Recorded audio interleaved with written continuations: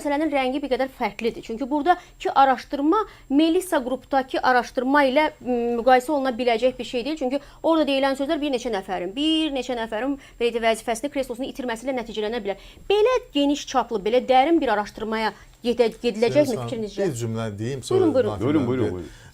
Eşitmişsiniz belə bir terminologiya, funksional savadsızlıq. Var savadsızlıq, bir də var funksional savadsızlıq. Funksional savadsızlıq ona deyirlər ki, deyəndə savadım var, 5 diplom qoyur ortaya. Müxtəlif universitetlər diplomlarını qoyur. Və nəticədə də yadınızdadır, yenə də yasamalda bir bina yadınızdadır uçdu. Bina uçdu. Niyə görə? Onu tikənin deməli elə mühəndislik sahəsində diplomu da var idi.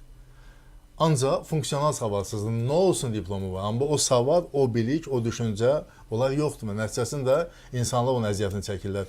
Ona görə hesab edirəm ki, bu deyilən məsələlər, bəli, təhsillə də bağlı müəyyən məsələləri kifayət qədər qabartdır.